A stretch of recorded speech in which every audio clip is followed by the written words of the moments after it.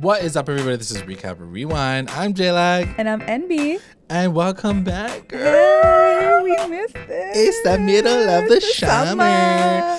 summer. We're enjoying the weather. It's beautiful outside. I mean, it's humid, so I'm not really enjoying it, yeah, but okay. It's better than cold. But anyway, we're just super excited to be back. We're doing a special episode because COMICCON just happened this past weekend. And we just thought that it would be a good idea to kind of like cover off like what happened during the panel. Some juicy information. We got some great information from it. What did you think of the entire thing? I mean, like, just in general. I look forward to this event. First of all, it is my dream to go to Comic-Con. I still haven't been.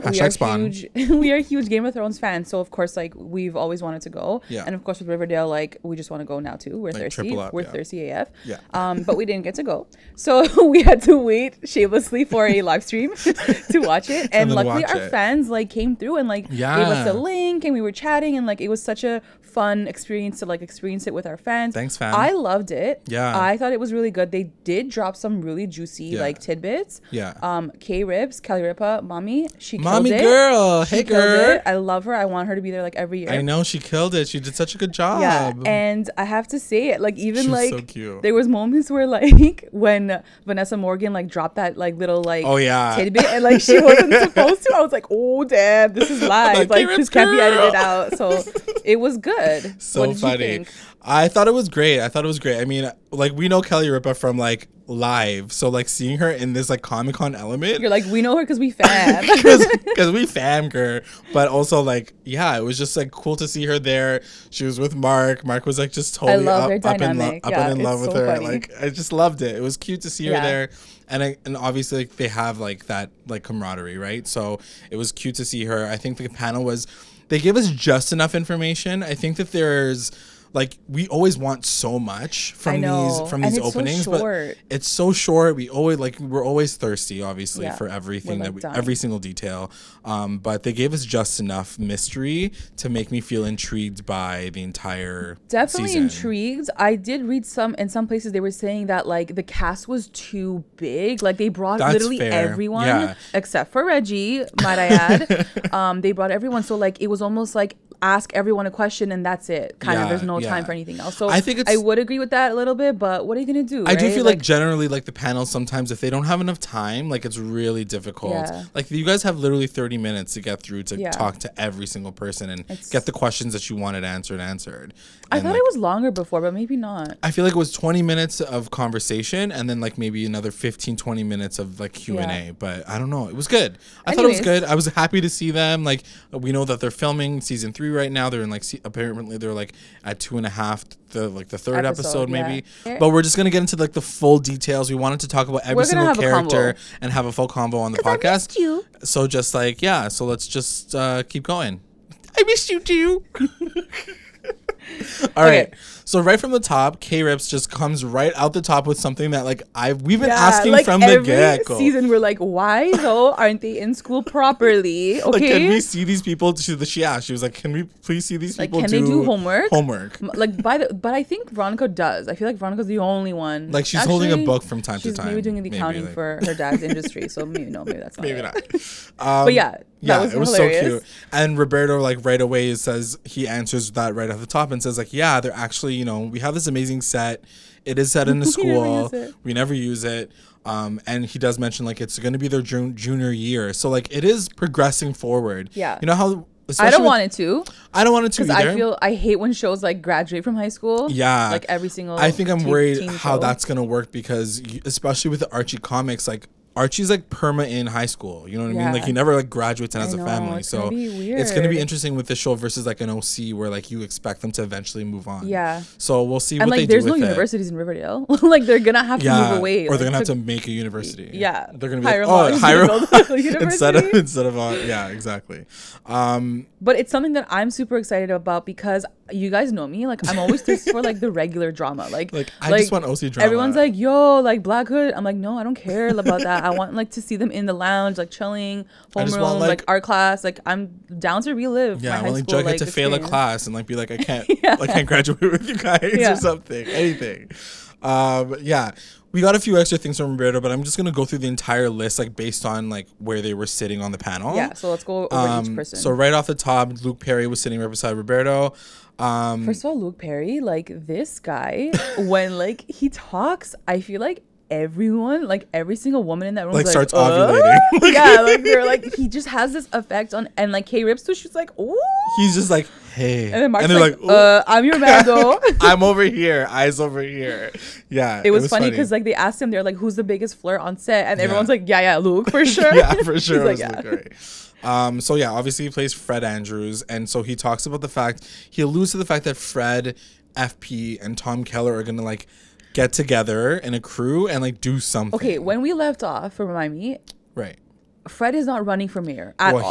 He lost. And he's not running for like VP, nothing like that. Like he's totally out of the political game, right? Exactly. Okay. Yeah. So I'm not sure. I mean, I'm assuming at this point in time, he's just going to try to find a way to like get his son out of jail.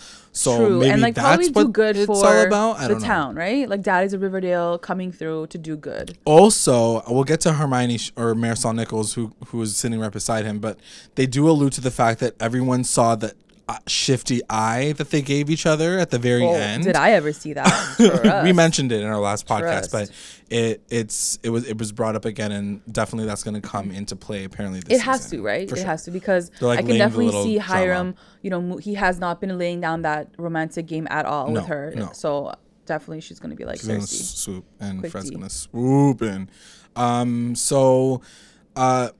Speaking of Marisol Nichols, she talks about the fact that she's going to become mayor, or she's the new mayor now of Riverdale. And K-Rips just asked about, you know, what the dynamic is going to be like. And Marisol basically said, like, there's going to be a huge shift for her character because now she has the power, you know, and she has the ability to kind of hold something over Hiram, you know? And she has more exposure. So, like, he can't, like, mess with her like the way he was doing before. And also, I think in the first season, it was all Veronica and Hermione. Yeah. Like, they were so cute together. It was like all mommy moments. Which is also, she mentions, like, she wants to work on her relationship with Veronica. Yeah, like, it's going to be them two again. So that'll be really cute to see them. It's like, here, Mija, just take $20 and, like, go buy yourself and, like, a shirt. we were saying, like, Veronica's going to be basic now. Yeah. So, like, that's it. But her mommy's a mayor, so, like, you're good. Yeah, you're true.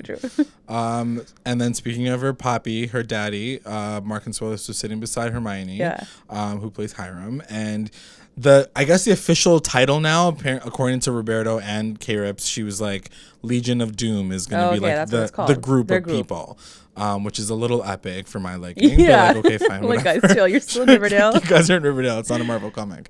But yeah, it was... that's pretty much all we got from him. He talks a little bit about the fact that Hiram and Veronica are very similar in the sense that they like won't they're both stubborn, right? And they're not going to let down, so they're just going to both be kind of like butting heads throughout the season. I'm assuming, like, she's not going to be like, "I'm sorry, Daddy," and he's not going to be like, "Come back to me, Mija." Like, it's going to be very much like them separated. This is definitely going to be like a season where Hiram has to like reflect.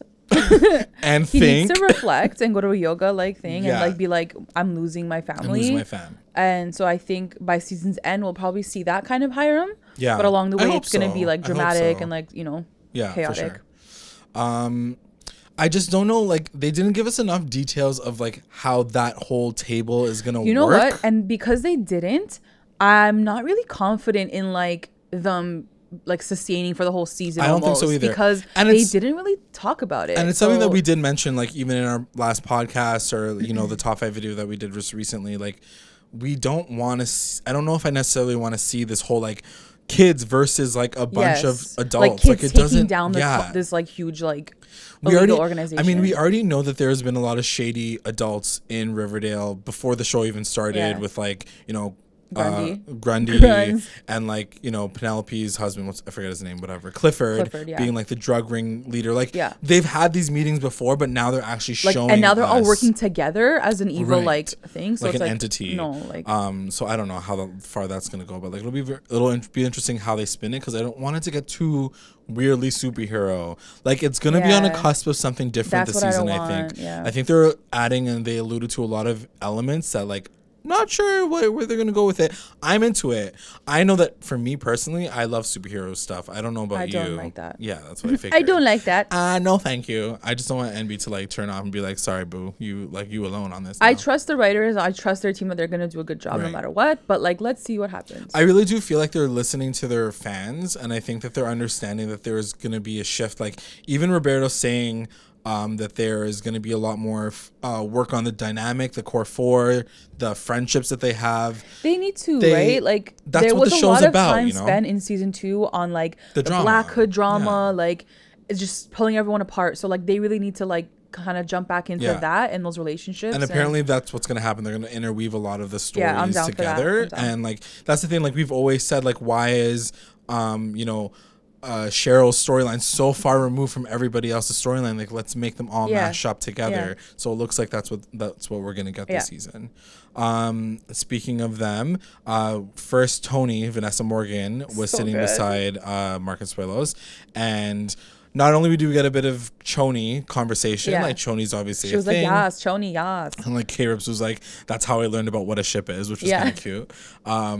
But K-Rips also mentioned something that she probably wasn't supposed to. So as she was talking to Vanessa Morgan / Tony, she says that there's going to be a rivalry between Tony and Josie. Yeah, there's beef. And right in that moment, Roberto's like, he's like, no. He's like, they don't know that. And she's like, oh, and she like throws the card. She's like, oh crap. But like, I wonder who would have put that there if like it wasn't meant to be a talking point. I'm sure she wrote it down, but like I think that it was one of those things. Unless it was on stage. I mean, guys, we don't know. It's true. We don't know how this all works. Like hit from his like thing, it sounded like it wasn't supposed to be mentioned. And then he's like, no. And then Vanessa kept talking. She kept talking, and Madelaine was just like, stop, please. What did she say though? What did she say when she was like, oh, is that what you meant? Or she was trying to elaborate on a point. Yeah. She was trying to say like, I guess that means that this is happening. Or I don't know. I think she was trying to connect what she's probably already seen in the scripts. Yeah. And seeing it like laid out. It was definitely about the whole Josie like beef. Right. And then Madelaine was like, just keep your talking points. Like she had to mumble it. She was like, girl, shut the F up. And then she was like, damn. And then everybody was making fun of the fact that it was like Tony's first time. Yeah. She's like, it's like first time. It's okay. I'm like, oh, that's so mean. He's like, loser. He's like, I've been doing this from time. And Madelaine basically talks about Cheryl having a bit of a power trip because she's now emancipated from her parents, or her mom, I guess, at this point. And she's going to become a Serpent Queen. Like, what are we expecting from her character at this point? I want more Cheryl. I am so down for more Cheryl. But where does she fit in? That has always been my question. Her fit. I feel like I feel like they made I think she fit more than Kevin Keller did last season. So for sure. I think she has so much more potential. Yeah, 100%. And I truly believe like Cheryl's end goal is like a spin-off show. I think she's so big. Into it. She's so big. I think she's her own character. Exactly. She can have her own show with Tony and like all of that. And like I agree. She's just such an amazing person to watch on screen too. Like she's fun to watch, right? And she's a fun character. So that's her end game, I feel like. But I'm excited to see more of her.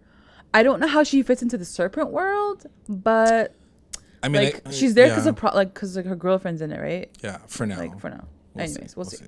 So the next up we have KJ. Yeah. And everyone was like, KJ, take off your shirt. Because he didn't really add much to that either. He basically says like, yes, I'm in jail. Yeah. He doesn't want to say anything, I guess, because I feel like poor Kelly, she was like so nervous. She was like, so you're in jail? He's like, yep, I'm in jail. She's like, okay, next person. So the coolest thing also was like hearing that the first episode takes place 3 months after the finale event. So like time has passed. Yeah.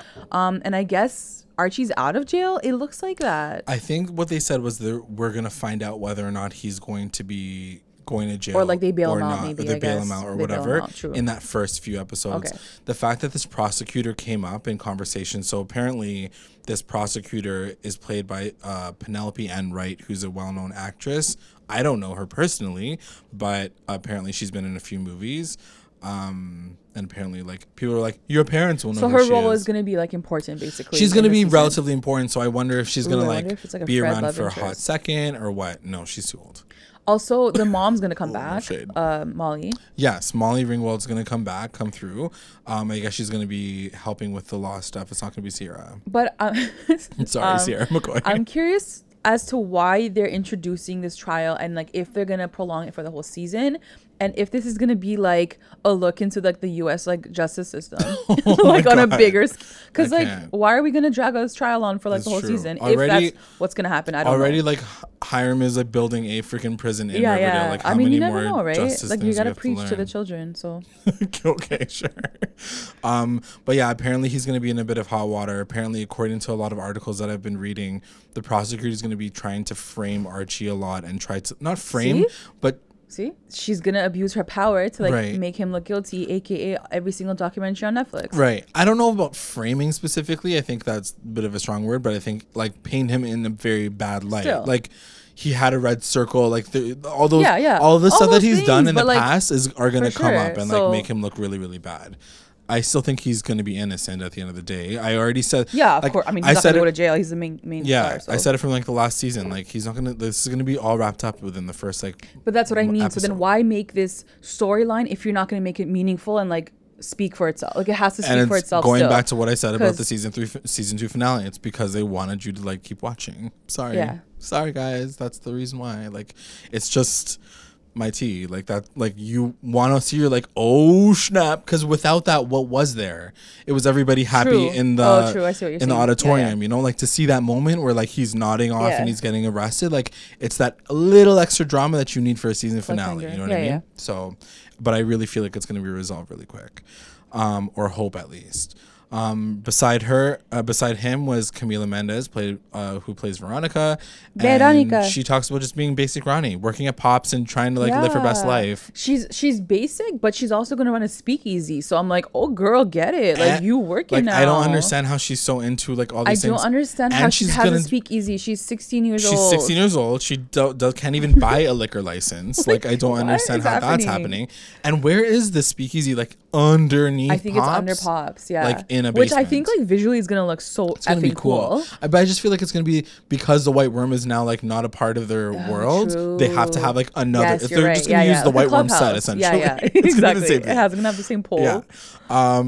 I definitely think that that's where the musical, because they talked about having a musical episode. Right. Yeah. I definitely think that that's going to be the setting because it's like very cabaret, it'll very be perfect. Like, but I wouldn't mind another like school play either, because like give Kevin another shot. Give him another shot. Hopefully his main character doesn't die on stage. But yeah, I think that's going to happen. But like I think that's the thing too, like especially with her character, we said it in our our finale podcast too, like how is she going to be running Pops, a business? But it's Veronica. And going to school, doing her SATs, and she's got like junior year's her biggest year. She put on her good girl glasses and she got it. Don't you worry about Veronica. She's Veronica. But having said that, there will be tension with her and Archie. Yeah. Like to all the VARCHIE shippers, like I don't know if you guys are gonna last all season because there's gonna be. I'm dropping them. Oh, I'm saying it now. Dropping them knees. There's definitely gonna be tension. They were talking about him being away in prison, so like maybe she's gonna get lonely. I don't know, but there will obviously be some conflict there. She does hire Reggie. #VARCHIE. She damn. She does hire Reggie. She does. Do you think that might be a potential connection with her? Like I'm so excited to talk about Reggie. Like, I can't even wait. And you should see Envy's face right now. Her face is like getting so lit. So apparently, Reggie's going to have a love interest that is someone that we are not going to expect. Like unlikely. So I don't think it's going to be Veronica, because that would have been like very the obvious one. The obvious one. Yeah. Can we say? Yeah. So I think it's going to be Ethel. Yeah. First me, but obviously not me, but you know what I mean? But I think it's going to be Ethel just because we were talking about it too. And we're like, who else is there that's kind of like, expected? When they said someone that you wouldn't expect, I was like, oh, it's just someone we haven't met yet. And I was like, it would totally be her. And like, what a cute pairing. Like someone who's a little nerdy and like, you know, and then he's like all about his like abs and like, what a perfect pairing. And I'm so excited. I think it'll also follow through with the storyline that, you know, got effed up with Chuck's character. I think Chuck had a moment where he could have been that person, but he just didn't have enough screen time for whatever reason. But now this, like, Reggie can come in and actually be the person to be like, yo, I was the jock, I effed up. And now I'm learning. Yeah, I'm learning, so true. And like, you can teach me. It'll be like very much like a Beauty and the Beast moment. Yeah. For him. Yeah, for sure. So that'll be interesting and exciting. So exciting. You're just like, and done. We're done with the podcast. I talked about like, Reggie. We're see you guys when it comes back. Beside Camila was Lili Reinhart, who plays Betty. Liz. And she just got a few answers about how her character's going to start off the season. I feel like Lily is the best like spoken, like she's like very straight to the point. She's like this, and I'm done. I feel like she doesn't talk unless she needs to. She's like, yes, no. And so she's basically being like, I got an internship all summer. Yeah. Like, I'm good. I feel like Betty's been lit again. Yeah. But apparently she's been distracting herself. Like, I mean, I feel like I would too if I found out that my dad was a serial killer. Like, you know. Yeah, like you have to turn up and like. Just like distract herself. So but she's been distracting herself all summer. And that's how we found out that it was going to be happening 3 months after the arrest, because they had the whole summer off or whatever. And she's like living her life.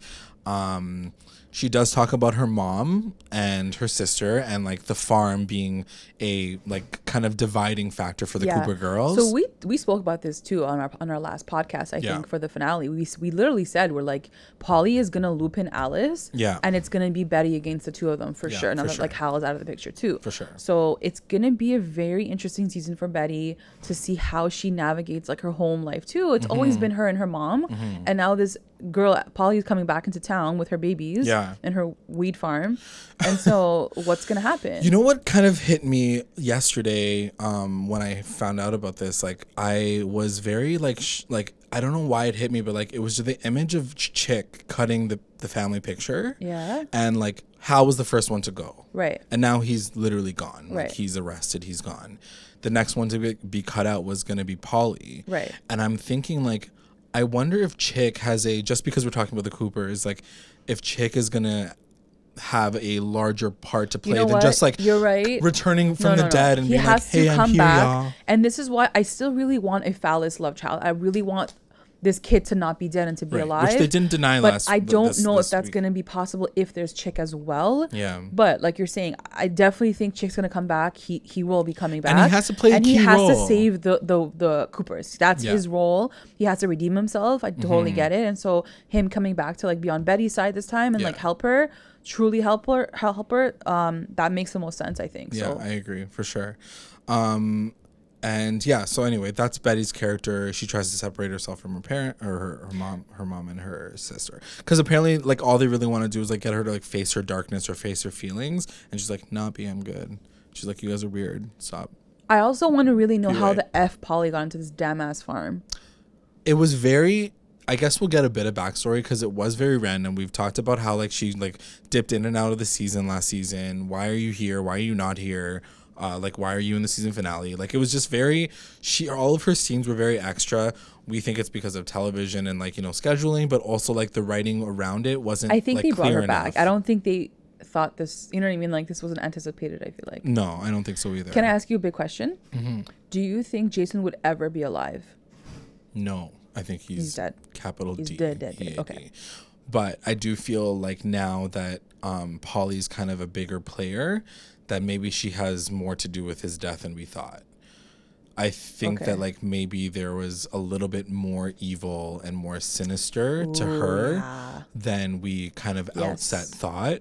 I don't want it to become this every season, like a Cooper gets arrested or gets killed, which is kind of stupid. But I can imagine her being like, you know, a lot of people were saying over the summer, like, you know, especially after the season finale, like Hal chose the wrong daughter to peg as the one with the darkness. Like it was always Polly, and he should have like kind of, you know, groomed her to be the next Black Hood, but like he chose the wrong one. So I don't know. I just, if there's a dark lineage and she's gonna continue the dark lineage, am I into that? Not really. You know, I agree. I'm not really interested in that storyline anymore. No. Like I'm like, first of all, I don't even like Polly that much, realistically. Also, I didn't like the whole Black Hood storyline to begin with. I was like, and I'm ready to focus on other things and, you know, spend the season like that. They also have 22 episodes, so I feel like it's a really long season. So I get it. They do need some like little like stories, but I hope it doesn't become the focus of like the whole season. But between like the band of evildoers and like this, I just don't know. Okay, next up is Jughead, Cole Sprouse. Yes, and he didn't give us anything. No, he was like, I'm just going to eat a lot. He literally said, Roberto and I first talked about the fact that Jughead's going to be eating a lot of food. thanks, buddy. I don't know. Like, literally, that's it. That's all we got from him. Yeah. I wrote down as a note for us to talk about, because there was nothing about him becoming the Serpent King. Like, him taking on the maybe he role. Shifts to something else this season. I do think that, like, I didn't talk about, we're not going to talk about FP and Alice just yet, but like, he mentions the fact that he's going to help his son out and kind of groom him and help him kind of get to that like leader level, but they didn't really talk about what's going to happen with the Serpents, right, or what the fate of that crew is, because right now it's like kids, it's just like children running this like biker gang, so I have no idea what's going to happen next. Next up is our boy, our favorite, Kevin Keller, Casey Cott. Yeah. So what did you think of that whole conversation? I mean, at that point, I was like, of course you left Kevin for like basically the end. Look, I'm all for having more Kevin. We've been saying it from freaking season 1. Like, we're down for more Kevin.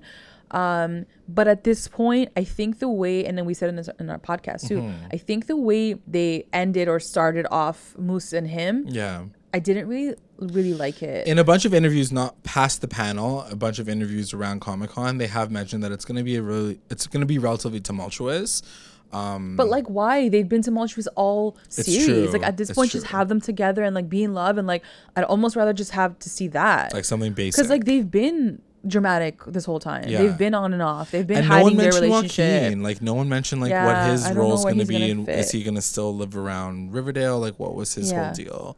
I really do feel like he's going to have to throw a wrench in there a little bit, if not stay the full season, for the first couple episodes to be like, hey, you miss me, buddy? I don't know. I just feel like there must be something. He'll come back, unless but maybe not. I don't know. Who knows? I just think Moose needs a lot of work, and he needs to like he needs to put in work to get Kevin again, because like Kevin in that last episode, it was too easy to get. He was thirsty. Like, okay, I forgive you. He literally like, we're good ate now. his face. I was like, no. Like, what's wrong with you? Like, you were that thirsty. Anyway, it didn't feel like love. It felt like lust. Yeah. And I feel like gay characters at this point in time. His girlfriend just died, so like now he's down for Kevin. Like, I just feel like we need a little bit more heart in their relationship. 100%. What did you think about, just quickly, that fan question about, I think it was about the LGBTQ community playing actual like gay characters on screen, and I think Kevin Casey Cott, I think he's a straight man, so like I guess it's kind of asked towards him maybe, and like even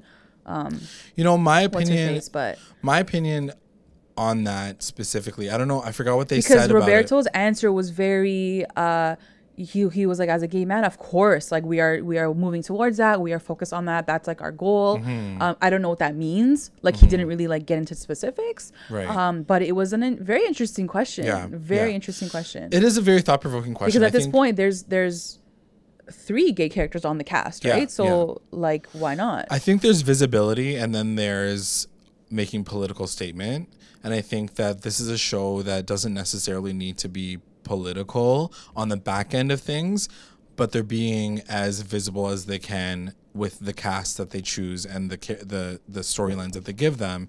I could care less if Kevin Keller was played by a straight guy or a gay guy. I would still be just as annoyed as the fact that he was a shitty character. Of course. You know what I mean? I would like, if anything, like, finesse his character. Exactly. Forget the actor. You know what I mean? Like, I feel like at the end of the day, if I saw a gay actor play Kevin Keller, like if Casey Cott was gay and I saw him play it, I'd be like, why are you not rooting for your man? Like, why are you letting him go through this bullshit? Oh, yeah, you know, like, for sure. I think I would probably go down harder on him, because I feel like if you are going to be taking up the helm and be the gay character playing a gay character, or a gay actor playing a gay character, you really have to show face. You really have to step your game up and like be the representation, which could be a challenge for a lot of people. Like, a lot of people don't want, some people just want to act. And I think that's the thing. Like, the point that I want to make is, like, at the end of the day, actors are actors. People have been playing straight, gay, whatever, like all these different things. I mean, obviously blackface and all those things are like out of the question now, but like, you know, people have been playing like that. That's the point. It's acting. You're right. Is acting, I think the importance is more in the character. Yeah. And where his story goes. Let's tell Kevin's story. Yeah. Like, not so much about the man who's playing Kevin. For sure. Let's tell Kevin's story. Sure. Let's tell, all their stories. And I think that when you bring that visibility and you bring those characters to the stage, slowly but surely it will be filled in with, you know, I would follow talent versus the ability. It kind of goes back to that whole 50 Shades, how Matt Bomer wasn't really someone that they wanted as Christian Grey because he's a gay man. It's a flip side of it, right? Like, it's the whole idea that, like, you know, there's not enough gay and straight, because there's gay people who want to play straight roles too. Yeah. So do you typecast them? Do you not typecast them? It gets messy. I think depending on the letter in the LGBT, it does matter. I think that the trans community right now is really trying to push themselves forward into the forefront, and I really 100% am all for that. You know, like, Pose is one of the biggest shows. I'm going on a bit of a tangent, but like, Pose is one of the biggest shows on FX right now. The biggest cast of trans people in history, like, ever. Like, I think it's just amazing to see those kinds of shows be the trailblazers for the next moment. Right. But I think that things are slowly happening. Orange is the New Black was one of the was a big one. Like, I think when it makes sense, it's fine. When it doesn't necessarily need to make a political statement, it's Riverdale. Right. It's on CW on Wednesdays. It's like, true. Let's not get there too far. On the other side, you're also creating a show that's, like, you know, teaching another generation. Yeah, so there has 100%. To be a little bit pressure on you too to do the right thing. And, like, for sure. It'll be interesting to see, like, if they added a new trans character that's not even in the comic books, because they haven't even written that far in. True. You know what I mean? That's when things get a little more interesting. Right now, we're playing the surface level Archie comic book adaptation. So moving on, let's talk about Josie quickly. Yeah, Ashley Murray. She talks really quickly about the fact that she is gonna become step siblings. Like, see, do you know what I mean? Like, everyone's talking about these crazy storylines, and like, all Kevin and Josie could say was, like, kind of like, oh, we're gonna, like, move in together because our parents are effing. I guess. So, like cool. Really though? Like, I'm down to see that. I think it's gonna be funny, but funny. Like, yeah. Priorities, and then guys. What? Priorities. Yeah, and then yeah, like, these guys are now, like, main cast members, and you're still giving them shitty storylines. Like, it's kind of annoying to me. That's all I mean. It's just, I want to see Josie glow up, and she does have that storyline with Choni. So who knows what could happen. Really quick side note: outside of the panel, I was watching an interview that she had over the weekend, as a group of people. Like, she was with, like, a bunch of other people, but someone, like, cornered her and asked her about her character and how would she be interested in the fact that, you know, like, the people who play Melody and Val be switched out with new people.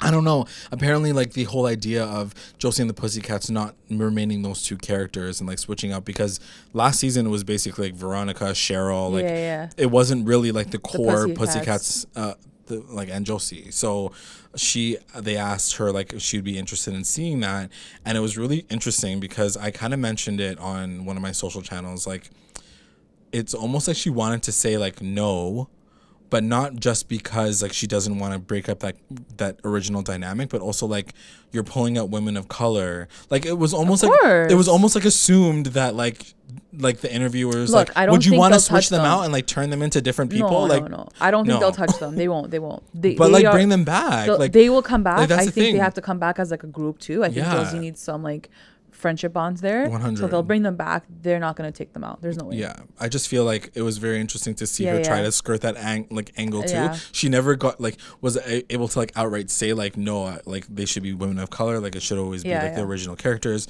But, like, you know, I think it was also the way the interviewer asked it. It wasn't like, you want to pull out these two black people that don't talk anymore, like. But I feel like that was implied. Yeah, it was funny. It was very interesting. Anyway, so that's Josie. And then I'll just quickly go and, like, mash up Alice and FP, who are played by Skeet Ulrich. Mash them together. Just mash them. Mädchen. So the one thing that we mentioned in our top 5 video, Alice does mention that on the farm there's going to be a handsome cult leader. Ooh. So he's probably going to, like, swoon her into the cult too, along with Polly. I was wondering if she was alluding to the fact that it's FP, because I'm like, okay. No. I think what's going to happen is, like, she's going to get, like, pulled in. She's going to fall for that quick tea. Okay. And then FP's going to be like, girl, come back home. Like, you're my, like, wifey now. Which is basically what we did predict in our last video that we did. Right. So. And it's funny because even she was like, we need more phallus. Yeah. I'm like, yeah, come on, I'm waiting. And give me more than a freaking piece of gum. Just, like, riding on this, like, whole, he's like, so phallus, like, world too. It's so cute. They get really so happy together. Yeah. But yeah, I think that's the entire panel. That's it. Yeah. I think the one big thing that we did miss, we talked about the musical episode as one of the extra things that we got, but we also in like almost the very last kind of moment, because it was during the Q&A, right? Yeah, and I'm so happy they mentioned this because I've been kind of we talked about this all season last season. I was like, I want a flashback episode. Yes. I want to see how all the parents met and like just like one episode where like it kind of drama goes back. And see like so the dynamic cute, in that world, like 80s music, all this, and we're gonna get it. Like Roberto, everyone confirmed it, like it's happening. They confirmed that the kids are gonna play the parents, which I'm not really excited about. I don't know if I'm down for that. I really wanted like other actors playing the parents because it feels more genuine, it feels more authentic, but whatever. It'll be interesting because I don't know if you can replace everybody. Like, who's gonna play Hiram? Oh yeah, like, you know what I mean? Like, there's some people that you can't switch out. I guess the most iconic ones they can, like the 4. And it must be like a fan. It must be like a fan. If they're gonna choose they're gonna have the actual actor, like the young kids play the actors, like the adults. I feel like it's gonna be like a fantasy storyline. Like, I feel like it can't be like a real one. Well, it can, because I feel like it's gonna explain how they met, stuff, right? but I feel like it's gonna be like Jughead bumps his head and like has a dream and like he sees like the whole history or so, I don't know, or someone daydreams like the while premise like, of how it all starts. But I'm so excited for that. Like, I've been waiting for that, so I'm so excited. So that's it, guys. That's it. So exciting. I was so excited. Much. I miss Recap Rewind. We miss you guys so much. I miss like just sitting and talking to MB and just staring at your eyes. And like hearing you guys' feedback and your comments, and like we've been trying to push out content on the YouTube channel, all so summer we're long. So happy that you guys are watching that. Stay tuned because we do have more things coming. But obviously our Riverdale podcast is coming back when Riverdale returns in October. So excited. And we have some special things coming. Guys, this year gonna get lit. Season 3 of Riverdale, Season 3 of Recap Rewind. You don't even know what to get ready.